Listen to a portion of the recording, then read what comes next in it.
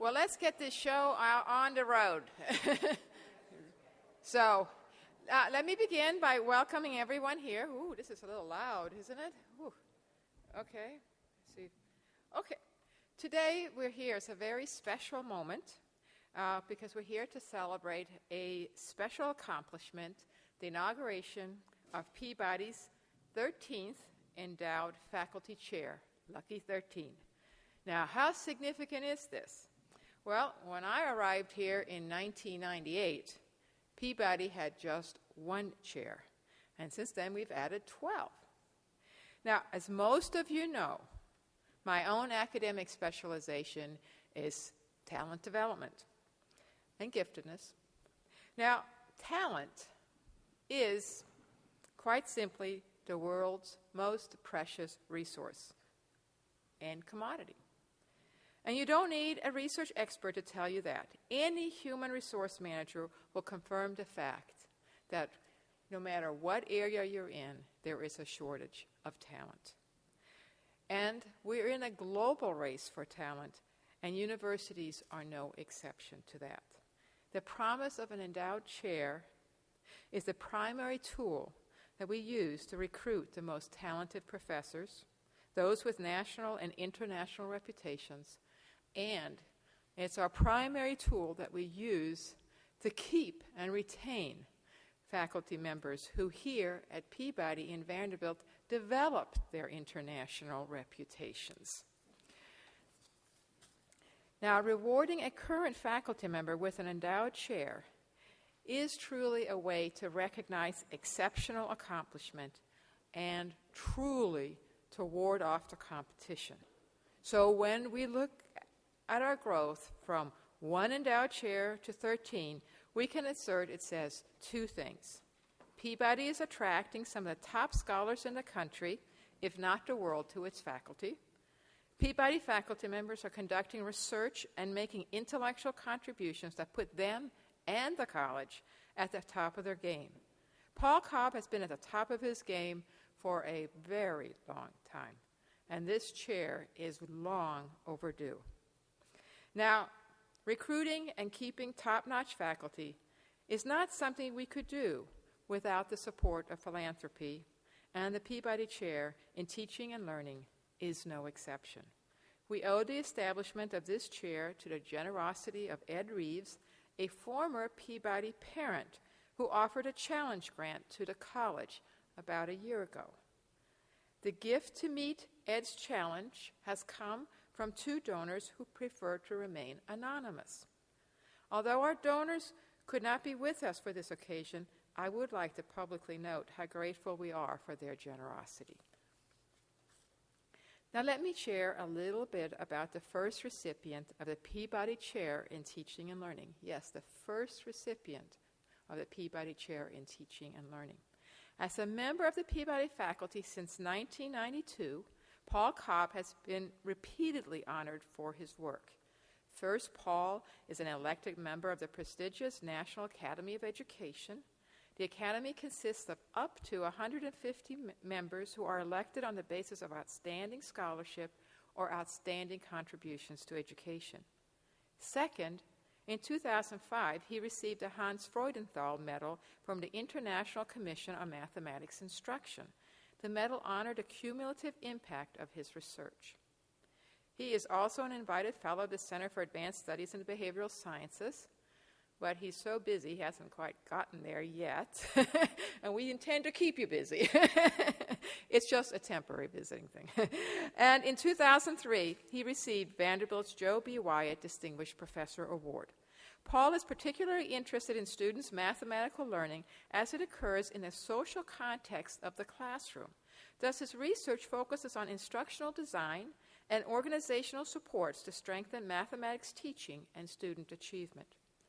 By my count, he is a recipient of more than $8.8 million in grants, including most recently $2.4 million from the National Science Foundation for a project with Professor Tom Smith on designing learning organizations for improved math instruction. With all this research money, you might imagine that he has also published prolifically, and you'd be right. He is the author and co-author of 7 books, multiple chapters, and articles too numerous to mention. Prior to joining Vanderbilt, Paul spent 9 years on the faculty of Purdue University. He also served as a mathematics instructor at Brighton Hove and East Sussex Sixth Form College in Brighton, England, and at the Headland School in Swindon, England. During his time here at Peabody, he has also served as an adjunct professor of education at Southern Cross University in Lismore, Australia. Paul earned his bachelor's degree in mathematics from the University of Bristol in England and his master's and doctorate in mathematics education from the University of Georgia. Paul, we are very delighted to confer onto you the Peabody Chair in Teaching and Learning.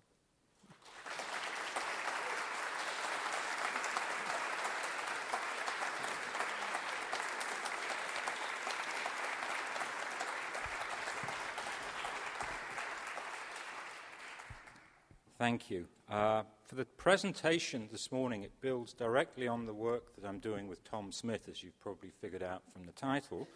This is the short version. The long version is The Challenges of Scale, Designing Schools and Districts as Learning Organizations for Instructional Improvement in Mathematics. Now, I think we should explain that when we talk about scale in education, we're referring to focusing on an instructional innovation that's proved effective in a small number of classrooms, and then reproducing that success across a large number of classrooms. It's the process of upscaling. And it's a pressing problem. To give one sort of anecdote, when I first started going to the National Science Foundation in Washington 20 years ago, the perennial question was, how can we upscale this innovation that's proved effective? When I go to Washington now, they are asking exactly the same question. My field, mathematics education, has made a lot of progress in the last 20 years, but we haven't learned much about that process of upscaling effective instructional approaches. And so the sort of key issue I'm trying to address in this talk is how we might frame the whole issue of scale as a research problem, or in other words, what research that aims to inform the ongoing improvement of mathematics instruction at scale might look like. So this is the sort of core issue on which I intend to go on. And when we approach the issue of scale, a certain humility is a good idea. As we know, from schools, they're constantly in a state of change and flux. There's always new initiatives. That's not the issue. And one way to characterize it is, it's like the sea or the ocean in the middle of a tempest. All is sort of raging, the waves are crashing on the surface. You go down to the seafloor, absolutely calm. That's the analogy between the change and flux of the school and the stability of what's actually going on in classrooms. Dick Elmore from Harvard summed it up this way when we look at the history of reform efforts over the last 50 years or so. The closer an innovation gets to what actually takes place between teachers and students in classrooms, the less likely it is that it will be implemented and sustained on a large scale. So to give a simple example, here in Nashville, a recent initiative involves dress code for students. This is a long way removed from what goes on between teachers and students. Very fair chance this will be implemented, it will be complied with, it will be effective. A very different matter to change in some fundamental way how mathematics is taught and learned across the classrooms in Nashville Metro School District, for example. This is problematic, obviously, from a lot of points of view. One of the most important, I think, is it means that research conducted in mathematics education has pretty limited impact on typical, regular, routine classroom instructional practice. Now, I mentioned we've learned quite a lot. What are some of the things we actually have learned in the last 20 years? We've learned a lot about how to support students' learning of central mathematical ideas in a whole variety of domains, in a whole variety of grade levels from K all the way through high school. We've also learned a lot, not quite as much, but we still know a fair bit about how to support teachers' development of those types of high-quality instructional practice. That's when we work with teachers ourselves. We know how to do that. What we haven't learned so much about is how to reproduce that when we are not directly involved ourselves. That's a part of the challenge. That's not to say that efforts haven't been made. There's, I think since the 60s, been a whole slew of large-scale implementation projects. The latest are called the Math-Science Partnerships, and here we're talking about an investment of some several hundreds of millions of dollars by the National Science Foundation. What typically happens in these sort of large-scale efforts? The focus is almost exclusively on teacher professional development. What typically happens, suppose it's a 5-year project and we're focusing on improving middle school math instruction in all of the schools in Boston, say, just for an illustration. About the end of the first year, into the second year, the folks running the project report running into what they perceive to be obstacles. That is the language that's typically used. They might find that this initiative, the improvement they're trying to bring about, conflicts with a bunch of other initiatives. They might report that the school administrators, the principals, don't really understand the initiative and aren't supportive. They spend the next couple of years trying to sort of play catch-up, to backfill, to address and deal with these problems. We're now at the end of year 3, at the beginning of year 4 of this implementation effort. Not much has happened in teachers' classrooms thus far. This is a sort of repeated pattern, and I would say it's a pretty fair bet that exactly the same is going to happen with the math-science partnerships. We are repeating strategies that have failed in the past. Now, if we step back, what's actually happening here? Notice that the folks who run these projects are very well intentioned.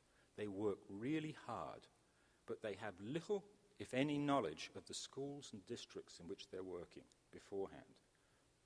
In a sense, they're flying blind. My sort of image of it is walking into walls you don't know are there, you can't see them. There's no foresight, and so you end up backfilling. So this sort of all-too-common experience is actually quite instructive. If we could figure out what we needed to know to be proactive rather than reactive, we'd be on the way to framing this as a research question. And our proposal is to focus and try and anticipate the types of support structures that are needed at the school level and at the district level to support that ongoing improvement of mathematics instruction. How might we go about doing that? More specifically, Tom and I proposed mapping backwards from the classroom. In other words, we've got a reasonably solid research base on what, quote, high-quality instruction in mathematics look like. We have some understanding of how to support teachers' development of those practices. Building on that, working backwards, what supports would we need to establish from the outset as part of the improvement plan? So that's the approach I'm going to take, and this is, in fact, an outline of the rest of this talk. I'm first going to say a few words about try and give a sense of high-quality math instruction, focus briefly on the demands of that instruction for teachers, and you'll see it's a very non-trivial form of instruction, and then map backwards and share a few conjectures about the types of support structures that might be important. To provide a context for this, if we look at the history of reform over the last 100 years in math education, we've seen a continual, quote, swing of the pendulum.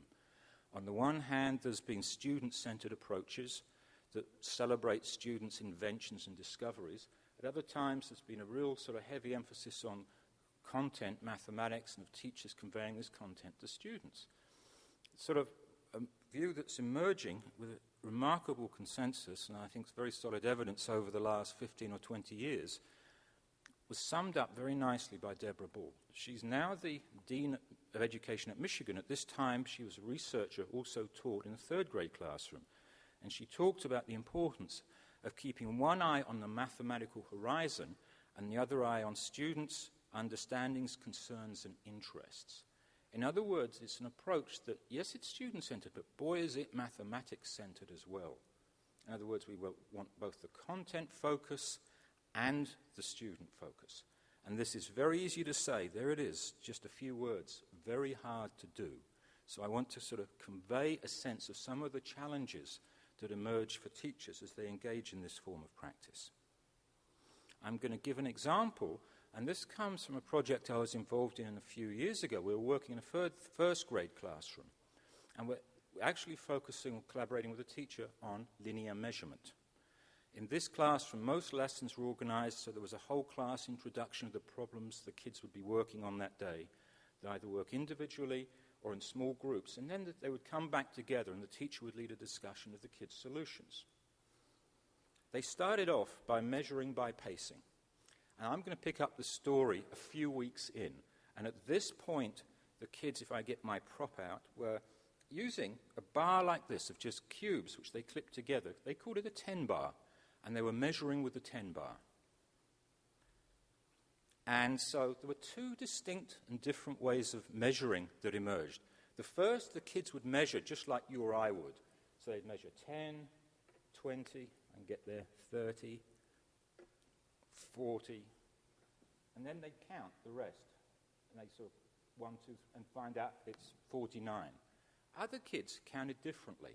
They would measure 10, 20, 30, and they'd get to here, and they'd say 50, 51, 52, 53, 54, 55. So they would be off. So there were these two very distinct ways of measuring, and it was about half the class. Now here's a decision point instructionally. How does the teacher deal with this? One way to look at it is half the class have got it wrong. They're making an error. The teacher should step in and correct it. A different way to proceed is to try and understand why are these kids measuring in these non-standard ways. And as it so happened, an incident occurred here which gives us a big clue on why. In this particular activity, it happened to be set in a Smurf village, which was an ongoing story.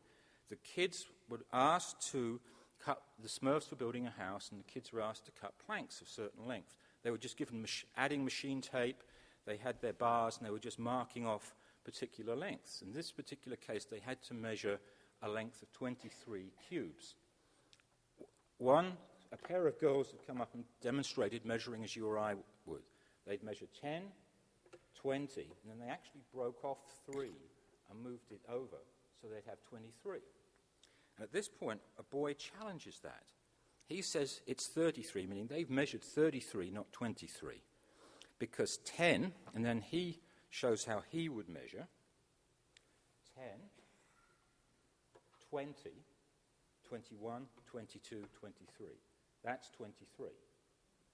The teacher's intention was to have the other kids understand both ways of measuring so that she could compare the differences.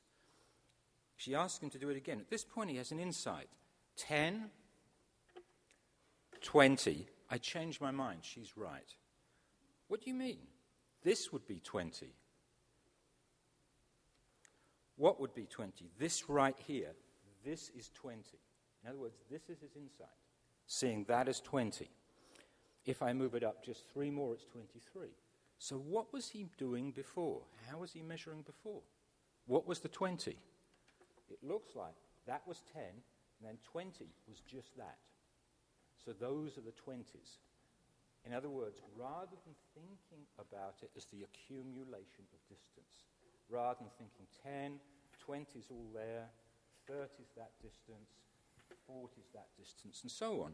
And in fact, in measuring as the accumulation of the distance is a really big idea. If we see it on scales, in graphs, there's the origin, there's 23 marked. 23 isn't just that point, it's not even one of the 20s, it's from the origin up to that point. So it's an idea that plays through in middle school, where we know right now, for many kids, if you read a graph, it's that particular point on a scale. Now, how did this continue? The teacher was, from this, pushed the kids much harder on their explanations. From this point on, they couldn't just demonstrate how they measured. They had to explain why they measured that way. Or in other words, she was pushing them to explain how they were structuring space. So a very common question would be, where's the 20? Meaning, show me where the 20 is when you say you just measured 20. This sort of thing. The next activity that came up, the teacher explained there'd been pandemonium in the Smurf village. They were getting fed up with lugging all these cubes around. And could they come up with a tool? And they came up with a 10 strip, piece of paper, 10 cubes long, marked off. And they measured with that. The teacher, as a kid, then measured with this thing. The teacher stuck up a sequence of 10 strips at the bottom of the whiteboard So they constructed something that looks very much like a standard ruler. And it turns out when we gave it to the kids, they could measure with it very effectively with, basically no instructional learning. Now, that's nice, but that's a lot of work if we're just interested in teaching kids to use a particular tool.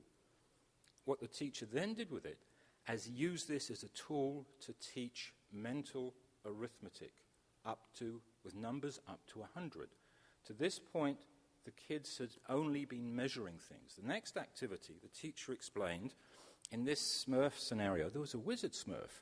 And one of the things they did, absolutely true, you shouldn't laugh, was to grow sunflowers. And they had different potions they put on them to see if they could grow bigger and smaller sunflowers.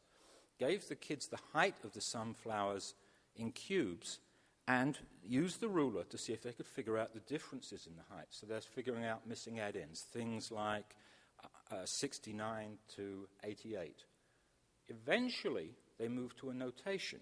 And here's another very simple problem. Now, we're in first grade. We started with the pacing in February. We're now up to the end of the school year. 17 cups and 48 saucers. How many more cups are needed? And they use a notation called the empty number line. And you can probably figure out how this kid did it. So there were 17 cups, 48 saucers, how many more? She drew the first 2 hops. She actually had to make the 17 and then hopped up by 10s to figure out how many more she needed. One kid actually didn't understand this because he thought she was using the 17 twice. And that led to a discussion of where are the cups, where are the saucers. So you can see that bottom loop is the initial 17 cups, the 31's the additional cups, and the 48. So it led to specifying the relationships between the quantities. Here's some other solutions from this same group of kids. We did this here in Nashville. More sophisticated, right? Didn't have to draw in those first 17. Started at 17, started at 17, hopped up and got to 37, and then realized that was just another 11. Another one. Looks like this person started at 48 and went backwards. And notice these are all around 10. Even more curtailed.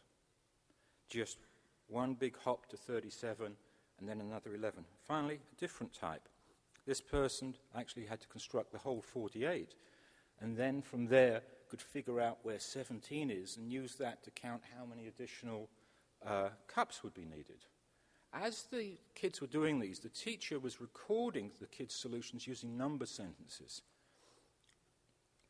Most of the kids ended up writing number sentences to solve these problems. In other words, using the empty number line dropped away. So by this point, number sentences became, or arithmetical notation became tools to think with, rather than something, a special skill you have to master. So that gives you sort of, I hope, a tiny little flavor of what we mean by high-quality instruction and some of the challenges involved. And I want to stress, I've just given you an example from work I was involved in, but many other people did this sort of research, including particularly Rich Lira and Leona Schabel here at Vanderbilt as well in math and science education. So a number of issues arise as we step back from this. What are the demands on the teacher? This is very non-trivial. It's a very sophisticated form of instructional practice. Clearly, the teacher needs a deep understanding of the mathematics involved. Think how you'd have to think about measurement, not as just using this tool in the right way. You'd have to think about it in terms of measuring as the accumulation of distance. Think about it even when we had that incident where a kid challenged that first hopping solution. You'd have to think about arithmetic, not purely in terms of calculation, but also in terms of relationships between quantities. What else would you need to know? You need to know quite a bit about how kids' reasoning develops in very specific mathematical domains, as, for example, in measurement. And what appears to be critical is not just knowing this from a developmental psychology point of view, but at any point in a sequence, having an idea of what are the common solutions I can expect from this group of kids. In other words, just as we don't want to fly blind as researchers, we don't want teachers flying blind either. If they can anticipate what range of solutions they're likely to get from a group of kids, and we can predict that usually pretty accurately, then that supports skill in pursuing a mathematical agenda by building on students' reasoning. And notice, if we were to develop at some level of scale math teaching that involved this type of knowledge base, again non-trivial, we're talking about professionalization of teaching. Mathematics teaching would have a technical knowledge base that would differentiate it from other professions. And there are, places, I think the preeminent one is elementary education in Japan, where over many years this type of knowledge base has in fact been developed. Something else worth noting. In traditional instruction in America, in the United States, students have to adjust to the teacher. And making that claim, I'm drawing on the third international study of mathematics and science, the video study, where they compared videos of numerous lessons. And it turns out you can talk about the standard way of teaching math in the US. The teacher basically has in mind how this lesson's going to go, and it's up to the kids to fit in. And that is literally not an exaggeration. What can we say about that type of teaching? It's pretty routine. You don't need to know a whole lot to do it. It's basically covering the instructional objectives and having good classroom management. What about the alternative? You're adjusting instruction to students, much more challenging. Assessment isn't something that comes at the end of the instructional unit. It's integral to the process of instruction, where you're picking up and adjusting as you go based on what sorts of responses and answers you're getting from students. Much more challenging. Teaching is non-routine, it's complex, and it's demanding. That's a lot to ask for. A number of us think it's worth trying. Why? I showed you hinted at the growth of a group of kids in half a school year. The alternative is if you go out in many urban districts in this country. I used to say if you go out and the kids are still counting the basic facts in third grade, they tell me I'm wrong. They're still counting in sixth grade in very large numbers. This is obviously really bad news. So, the point I'm trying to make is there is a huge difference in payoff in the nature and the quality of kids' learning. It's not just an incremental difference, but the form of instruction to get there is very complicated, it's very sophisticated, and it demands a lot of teachers. And it's in that context we want to step back and look at the support structures that would need to be, or we conjecture would need to be in place in school districts to support teachers' ongoing learning.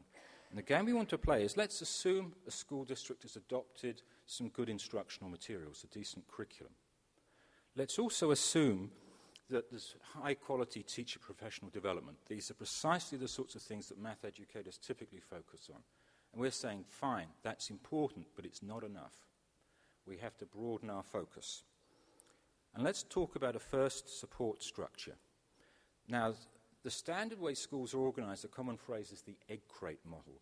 This refers to each classroom as a separate entity. Each teacher works independently of the others. There's very little collaboration. Teaching is highly privatized. That, unfortunately, is the case in many, many schools in this country. If the teacher walks under a bus, his or her knowledge is gone. It's not been shared with anybody. We have this sophisticated form of teaching. It's ludicrous to imagine that teachers could develop these practices on their own. So a first support structure would be networks and communities of teachers, of mathematics teachers in particular. There's a great deal of research on how such networks can potentially support teachers' ongoing learning. But what appears to be critical, and I think this is not rocket science, is first of all, the activity of those networks have to focus on instructional issues. So it's not talking about who's a good kid, who's a rotten kid, or whatever. It's focused on issues that are central to instruction. And furthermore, the depth of those interactions is important. So, for example, a low-depth sort of interaction would involve sharing materials. It might involve figuring out the relationship between the curriculum and the state standards. Greater depth sort of interaction between teachers would focus on trying to figure out what's the overall mathematical ideas behind a particular instructional unit. maybe even working to deepening their own understanding of those ideas. It might involve sharing student work and trying to figure out what's the reasoning behind students, why are students making, quote, particular types of errors, or whatever. Much deeper sort of interactions. So, right now we have an image of a school where we've supported relatively vibrant teacher professional communities, networks. What else would need to be in place for that to in fact happen? Well, clearly these networks need some resources. The first and most obvious is very simply that time is built into the school schedule for collaboration. And to be clear, just doing that isn't going to solve the problem. It's necessary but not sufficient. The second thing that appears to be critical is within those networks, teachers have some people who are already relatively accomplished at using the instructional materials effectively to support kids' learning. When you think about it, that's not rocket science either, right? If you've got a group of people and together you don't know a whole lot, it's very difficult to get off the ground. If there's already some expertise in the system, a much better chance. That might be teachers, it could be school-based math coaches, it could be administrator with a particular specialization or emphasis in mathematics. But recent research indicates that the extent to which teachers have access to expertise is a strong predictor of the overall improvement of math instruction within the school. So we've got these networks, we have some expertise. What else would be important? Well, it would be very helpful indeed if others in the school, administrators and teachers, were on the same page as each other, right? And also up through levels of the district. A lot of literature in policy and leadership talks about the importance of shared instructional vision. That research makes it clear that mere collegial relationships between teachers and administrators isn't enough. It's not what you also need is for those collegial relationships to be tied to a shared view of what high-quality instruction looks like. So there's a sense of direction and purpose to that collaborative work. And when we talk about shared vision, we mean, in mathematics, we mean specifically a shared view of what are the important instructional goals in math. Or in other words, what mathematics is worth knowing and doing. And we also mean a shared view of how students' development of that mathematical competence can be supported. Or in other words, what high-quality instruction looks like. Now, talking about shared vision is very easy. Again, one of those things much harder to pull off. One way to think about a school and a district is to view it as people with different occupations. Math teacher, principal, curriculum specialist, specialists in assessment and evaluation, and so on, and so on, and so on. We talk about these as different occupational groups in the sense that they have different responsibilities or different missions, that they engage in different types of practices. Principling, running a school, is quite different than teaching mathematics. And they have different professional affiliations. And yet we're trying to develop, you would hope to develop a shared sense of purpose in where the district or the school is headed in math instruction. What appears to be critical, or we speculate are critical, the role of brokers.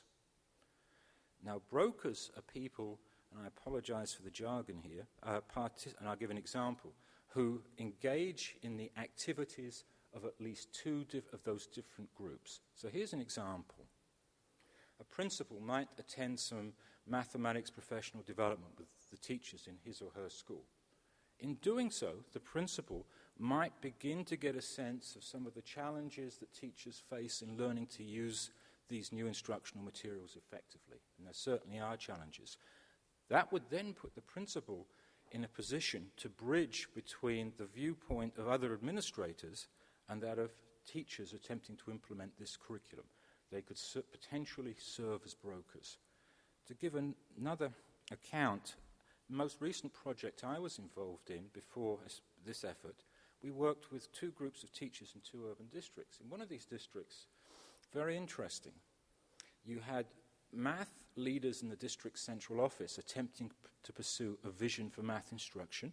They were coming into teachers' classrooms regularly to try and support them in developing those forms of practice, you also had school leaders, high-stakes accountability, principals, assistant principals, coming into classrooms with great regularity, looking for something very different. They had incompatible views of what high-quality instruction looked like, and both groups were holding teachers accountable for those different standards simultaneously. Clearly, this was not a good situation for supporting teacher growth and development. Also, not surprisingly, there were no brokers we could initially identify in these districts. These groups didn't talk to each other. That's not an uncommon situation. So the role of those brokers is pretty critical. So thus far, we've talked about, we have this idea of teachers collaborating, working together with a focus specifically on instructional issues. What else? And we have a shared sense of, a shared vision, at least in the school level and within parts of the central office, around what high-quality math instruction looks like. What else might be important? Well, we want some push as well as some assistance beyond these networks. So we would talk about instructional leaders, and here we mean principals, math coaches. It might be the math specialists in the district central office would be holding teachers accountable for developing high-quality math instruction. And we see nothing wrong with teacher accountability, provided it's accountable to the right things that can be justified in terms of the quality of kids' mathematical learning. But at the same time, we would view it as basically, I'll use Elmore's word and say unethical, to hold teachers accountable if you don't also provide them with the resources to attempt to support their learning. So in other words, instructional leaders are also accountable to teachers for supporting their learning. And this, by the way, goes up the chain. Suppose we want school principals to be effective instructional leaders. This is what the district wants. Then the district has an obligation to support their development of instructional leaders. And I say that within the context of No Child Left Behind, high-stakes accountability, where, excuse me for a second, most principals are in fact attempting to act as instructional leaders. Most of them had not had training to do so. They typically don't do a good job, and it's not their fault. They haven't had that support or training. As we're now thinking about mutual accountability, we've moved up to focus on the instructional leaders. We need to think about how much should they actually need to know or be able to do about with regard to math instruction. There's a notion floating around called leadership content knowledge that tries to talk about what should instructional leaders in a district know. This knowledge would enable them to recognize high-quality math instruction, to support its development, and to organize the conditions for ongoing learning.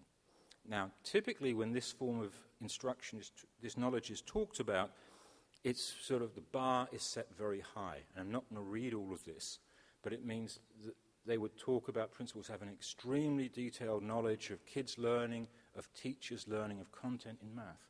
When you think about it, this doesn't seem reasonable, right? Because if I'm an elementary principal, I have to know this about math. I also have to know that about social studies. I have to know that about science. I have to know that about language and literacy. I have to know it across 4 subject matter areas. I couldn't do that. And then we move to high school, and with the level is ramped up, that seems even more impossible. And yet, on the other hand, the actual idea of instructional leaders who actually could recognize high-quality instruction seems important. So the position Tom and I have reached right now is to think of that knowledge as not being possessed by a single person, but maybe being shared by groups of people. So we could imagine a scenario if you have a school-based math coach who does in fact have a lot of that expertise, whereas the principal might have expertise in what we might call organizational leadership. And in collaborating together, they could be an effective team in supporting teachers' learning. We could also even imagine if you have a small number of outstanding teachers supporting their emergence as informal teacher leaders within a school. And the final place I want to stop at is the district central office. A number of different units in that office relate directly to mathematics instruction, most obviously curriculum and instruction. That department is typically responsible for providing teacher professional development, leads the adoption of materials, develops curriculum frameworks that teachers use, and so forth. In most districts, leadership is a separate unit. Leadership trains and selects principals. It would be rather nice if those two groups are on the same page, given the importance we attribute to shared instructional vision. A third important unit, assessment and evaluation. This unit generates data about a whole host of things, including student achievement, that's used to make instructional decisions at the school and at the district level. It would be helpful if some of the data being generated was aligned and focused and fed back information about the school's ongoing or the district's improvement efforts. The final unit that's also important is special education. We're focusing on mainstream instruction, but to the extent that that mainstream instruction is effective affects the percentage or the number of kids that end up being referred to special education services. So special education also typically has a horse in the race.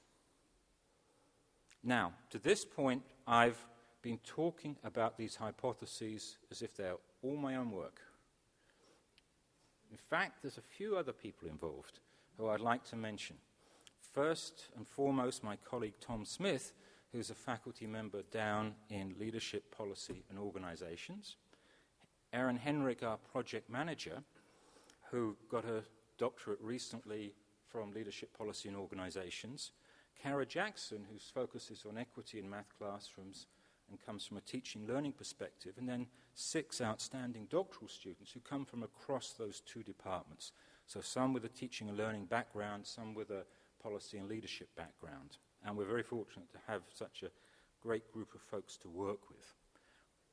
Why did we spend our time amusing ourselves by thinking of these hypotheses or conjectures? Because we've partnered with 4 large urban school districts. And it was actually quite a trick to find these districts. We wanted places that would actually have a shot at bringing off some form of improvement at scale.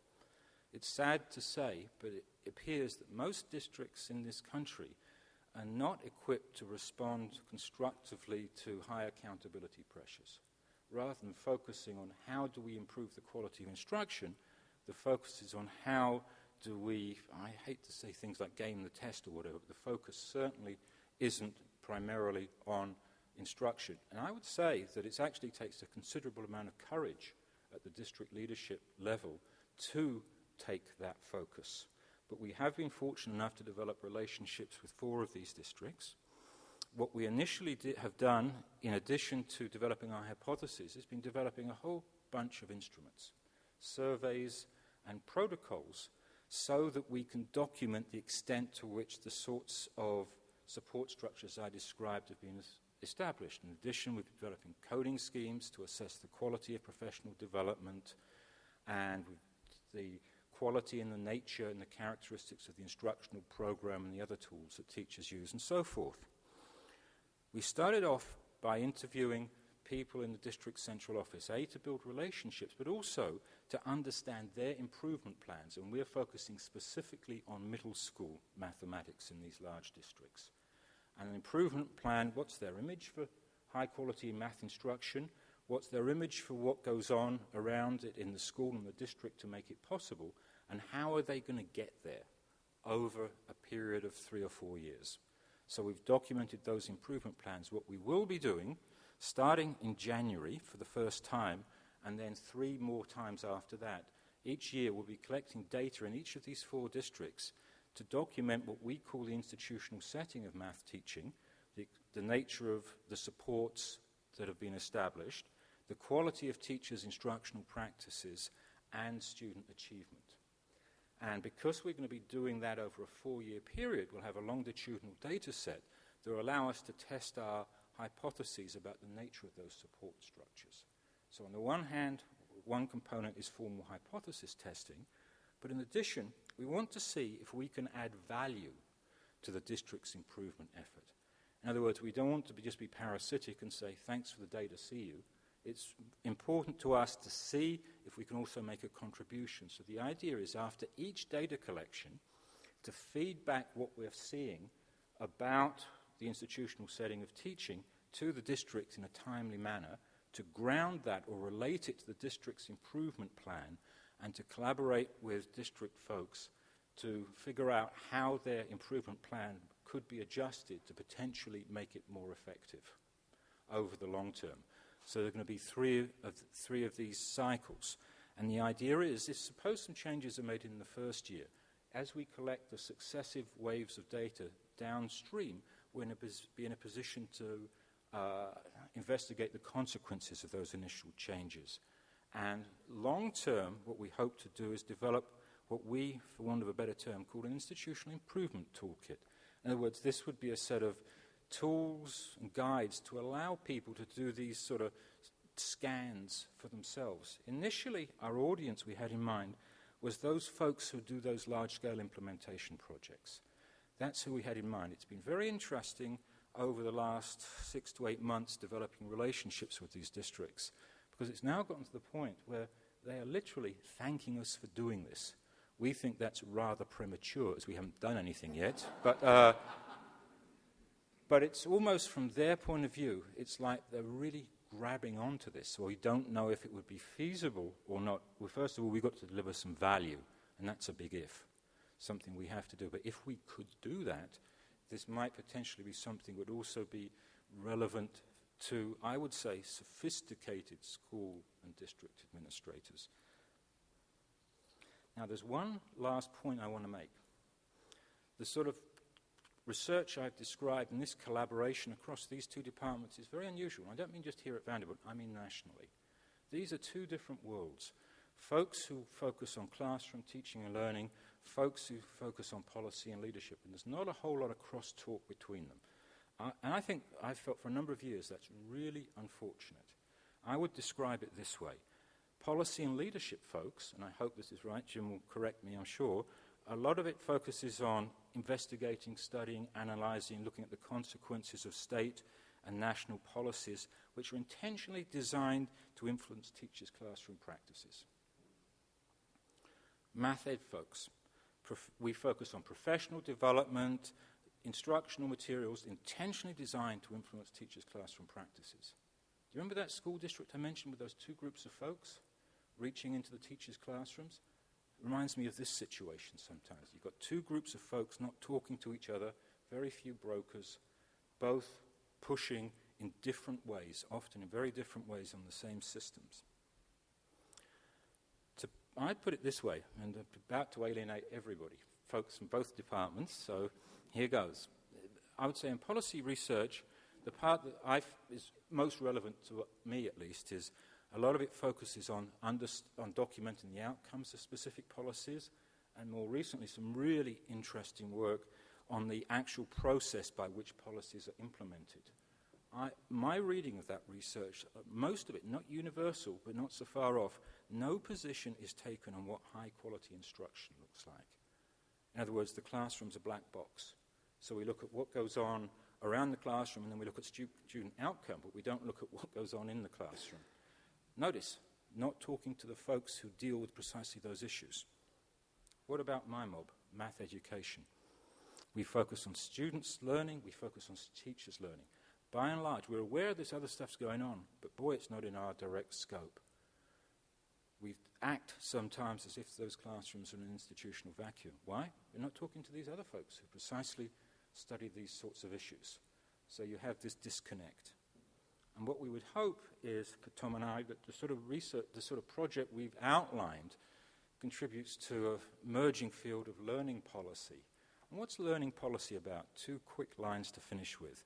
On the one hand, the formulation and refinement of policies is informed by building on research on teaching and learning, which we think is pretty reasonable, given that ultimately what kids learn depends on what goes on in interaction between teachers and learning in the classroom.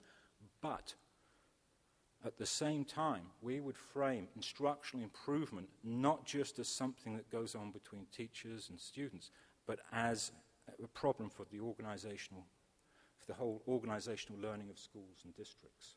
so it goes both ways.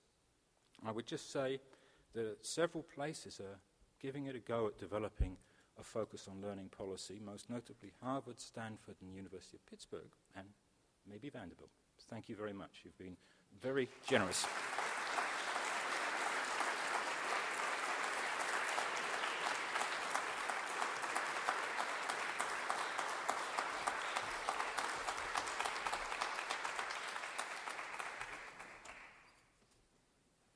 We've got a few minutes for questions.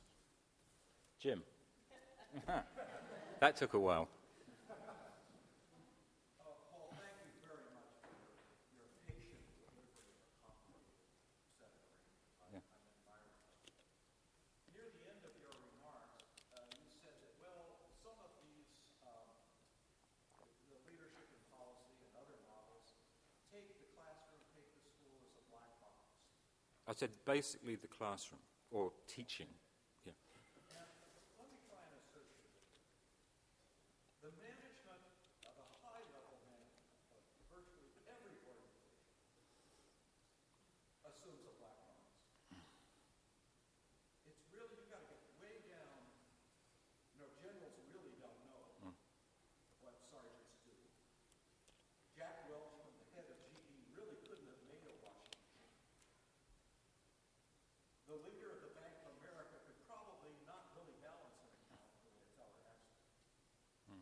Leaders don't do that in organizations. The larger the organization, the less they know technically about it. Okay, but I think it would be good if someone in the organization at some relatively high level knew something. Somewhere in the organization is someone who knows an awful lot about what's in the black box. Okay. But the reason those other organizations are genuinely more effective is because there's a motivational system in the organization which ensures that many people, not all, but many people attend to the work in the black box and are motivated to try to do it well. That's where school, one of the places I assert that schools fall apart is the motivation. I'm going to tell you, as cynical as this is, and I'm quite sure Amy's all sick. Not quite true, Jim. Mrs. Jones gets paid no matter if those kids learn math or not. What's the motivation for Mrs. Jones to learn all the things that I suspect you could really teach her? Yeah. I think you're relying on her being professionally motivated, which I applaud. But I think we should test the assumption. Two things I want to say, and I probably am at a point, I'm half your age apparently, but I still have trouble remembering the second point when I say the first one. The first one is simply this. You talked about generals. First World War. I mean, you're aware of this story, I'm sure, as well as I am. The generals on the British side purposely didn't want to see the wounded because if they saw the consequences, devastation. They couldn't carry on in their jobs. They were sort of sending over the troops, estimating 20% are going to get mown down here, 30% there. Eventually, a couple of them went up to the front and they said, my God, we sent people out to fight in this. In other words, at least some, even at the highest level, at least some passing acquaintanceship is needed. The other point I make again is where the expertise is, a part of the skill of a manager is using that, knowing how to harness and use that expertise. With regard to motivation, I want to avoid false oppositions. So I'm not going to deny the sort of motivation or the sort of incentives you're talking about. But I also want to say I don't think those are enough. Now, notice I didn't say they're not important. At least from our work, if we were to have a conversation around these issues, why should teachers undertake radically changing their instructional practices? They've got a lot invested in their current instructional practices. So we can't rely on professionalism. So if the sort of issues we would focus on would be the nature of professional development. And a goal of professional development initially has to be to make it, to enable teachers to see what they're currently doing as problematic. If teachers don't see how they're currently teaching as giving rise to problems, I think there's not going to be that profound change in instruction. And maybe that needs to be complemented or supplemented with other forms of incentive. David. I want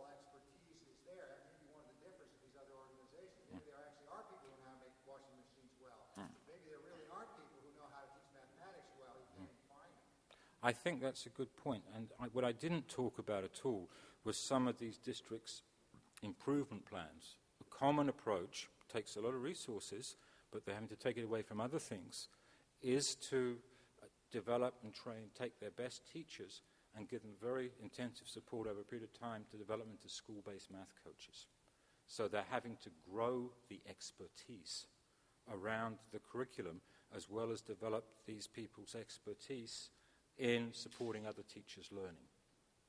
There are other combinations of this in some of the districts we're working that a priori seem a little shaky, but one way or another, they have to address the where does that initial expertise within those networks come from question as part of the model for improvement. Yes, sir. There is intrinsic value in just teaching math development. Do you expect to make more mathematicians out of this process of...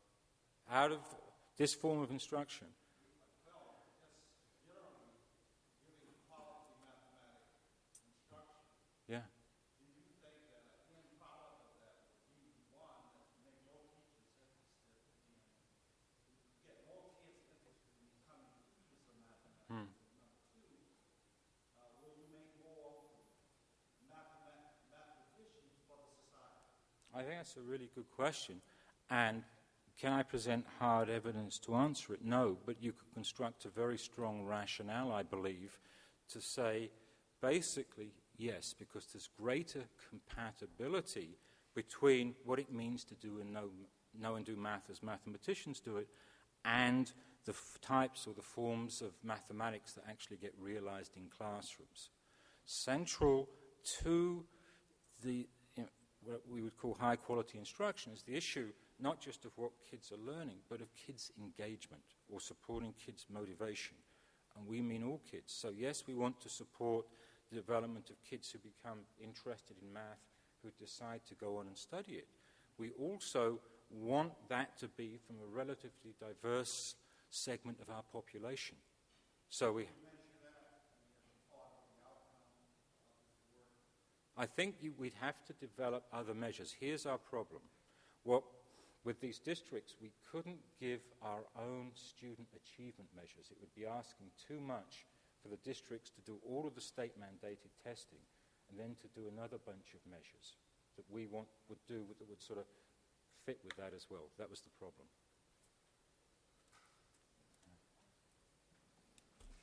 Thank you. Thank you.